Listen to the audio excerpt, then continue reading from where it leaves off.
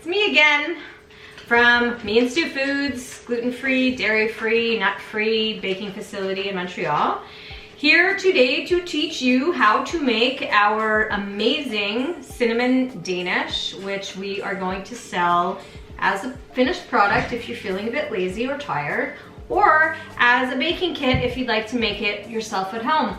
You know, maybe like for Father's Day or something, if you want to make something special and comes out really pretty. Not hard to make, especially from the kit, even less hard to make if you buy the finished product, but you know. We're gonna start, as always, with our eggs into an empty bowl.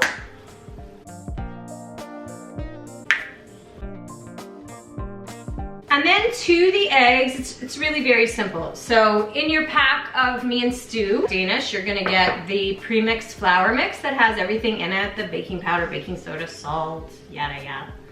You're gonna have to add your own oil from home, but that you should have. Eggs and oil and water are what you're going to have to provide. Everything else is in the pack. We have some water that we're gonna throw in there. Then we have brown sugar and cinnamon already mixed together, and the raisins. So if you have people in your house who don't like raisins, you can leave them out. Personally, I think that would be a tragedy because everything is better with a raisin. One of my sons would maybe say, leave them out. He does not enjoy a gushy surprise in his food.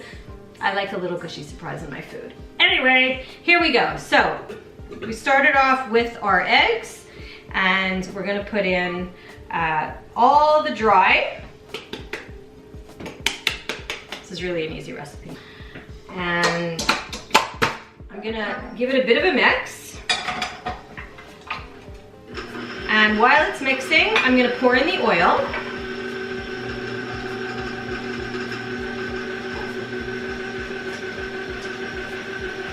I like to alternate my dries and my wet, and that way I get a nice good mix going on. I'm gonna throw in half the brown sugar, cinnamon, and half the water. And of course, if you buy the kit, the instructions are all there and it'll tell you what to do. And you can also always call us, you can text us, you can email us, you can comment on our YouTube videos. If you have questions, you can contact us through our website at miandstu.com, follow us on Twitter, follow us on Instagram. There's so many ways that you can communicate with us. So I'm just gonna throw in the rest of the sugar. And then the rest of the water. I'm just gonna get it all mixed in there nice and good and plenty. Sometimes the stuff gets all wound up around the beater, so I like to loosen it up a little bit. It's a pretty loose batter. And now I'm gonna put in the raisins. And that's it. That's the job of mixing this all together. Later on, we're gonna have fun with the little glaze that you'll get in your kit as well, and you can decorate them. But for the making of the Danish, that's all you got. So as you notice, I'm wearing long sleeves today because I don't know why in May we were dying of heat here. It was like 35 degrees Celsius and humid to beat the band, and today it's freezing. I went out for a walk this morning and I had to wear a long sleeve and like a little polar fleece jacket. So Mother Nature is she's having a good time with us. Okay, so you have some options with this recipe. When we make it at the bakery, we typically make it in a big 9x13 pan like this, and then we cut it into 24 pieces, which is an option that if you have this kind of a pan and that's how you want to make it, perfectly yummy. Like, of course, the flavor is the flavor, but in terms of the presentation, works really nicely, looks nice on a plate. But another way to do it, and what might be easier for most people because maybe you don't have a pan like that, is you can easily and happily just make them in cupcake tins with paper.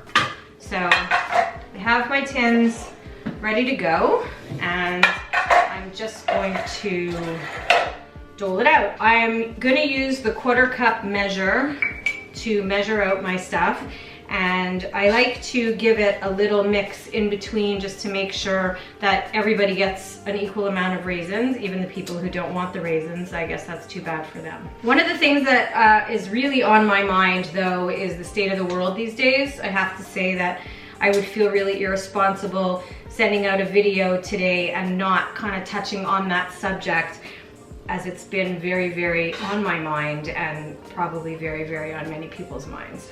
And I think that I have some work to do on myself, in spite of the fact that I'm a fairly knowledgeable person and educated. I think I need to further my education, and happily somebody shared a list of different medias, podcasts, books, articles, and websites that I could go to educate myself further on what's going on and maybe how we can help fix the situation in our own way. And I'm going to share that list with you in my comment box, because I think everybody could do their part and, you know, reinvent a little bit maybe the way we think and the way we treat other people, because every person has the same value in this world. We're all just human beings, flesh and blood, hearts and brains.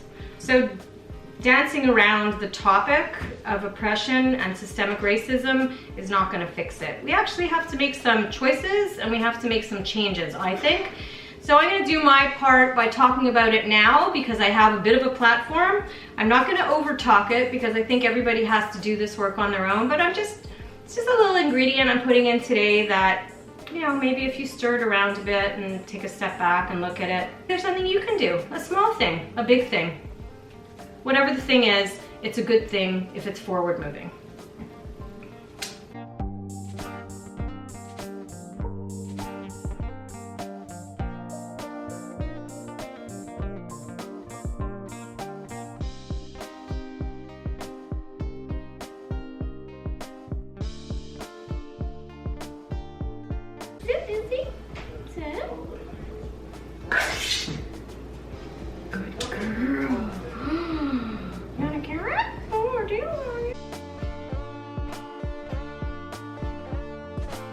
So I have a bit extra, so I'm just gonna add to each one. I used 1/4 of a cup.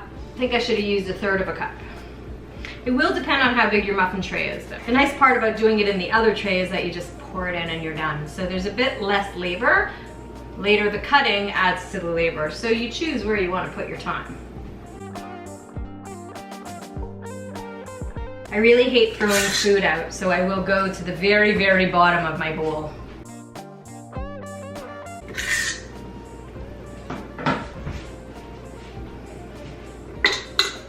Done. We put these in the oven, 25 minutes, and then when they come out, I'm going to show you how we decorate them.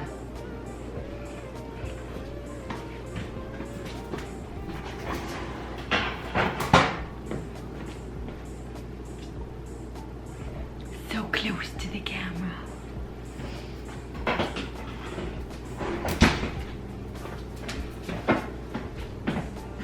Trusty timer.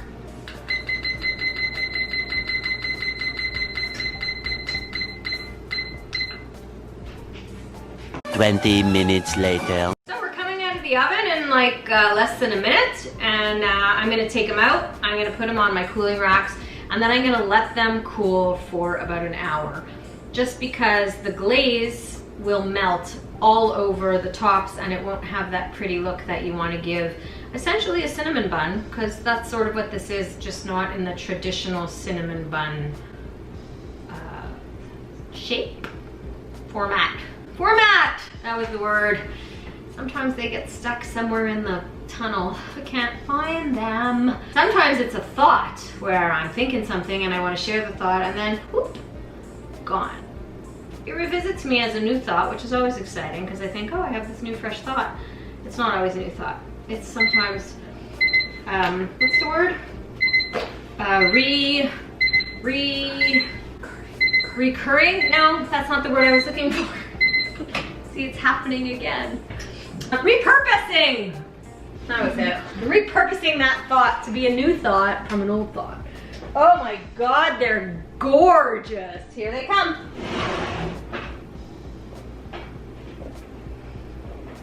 Aren't they gorgeous? Gorgeous. Yeah, baby. Come on, little babies. Come out of the oven, little babies. Ooh. Little condensation in my eye. Okay. So, I'll see you in a bit when it's time to ice them up. 12 seconds later. Mommy!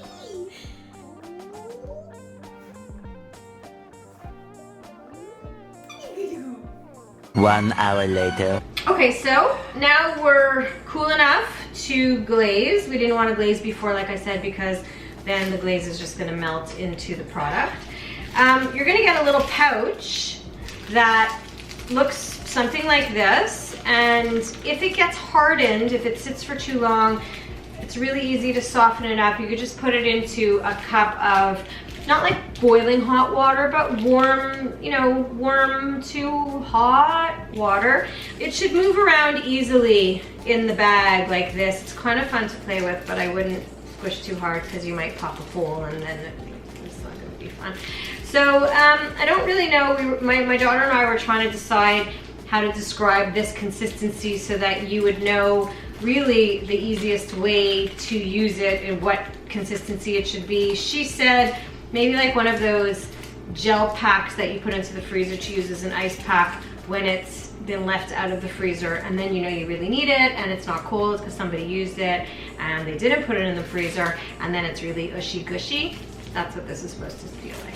So you're gonna get a little bag full of the glaze. You wanna cut a tiny hole, not too big because you don't want it all oozing out all over the place. You wanna have good control over it. If you have an icing bag, you can empty it into your icing bag and even use a tip if you want. If you don't want to have to clean that up, then just use the little bag that we're gonna send you. I'm gonna just cut the tiny little tip off here, and then I'm gonna just go around. So you can ice it any way you like, whatever kind of design you like. I'm always a little bit about like the crosshatch, hashtag, whatever you want to call it. Makes it feel like a real cinnamon bun to me. But you know, you can do them all this way once and then go back and do the other direction. They're really kind of pretty. You can swirl around like this. Fun also. It's really chef's choice, as we say. So that's pretty much it. That's how they look, and then it'll harden a little bit, and they're delicious. Really fun and yummy, and they freeze well if you make them all, and then you put half of them in the freezer, take them out whenever you like them, let them thaw, you're good to go. And that's pretty much all I gotta say for today. So I hope you're all okay, and I hope you're feeling good in your hearts and in your homes, and feel good about the world as much as you can, and make the changes that you can make. Bye.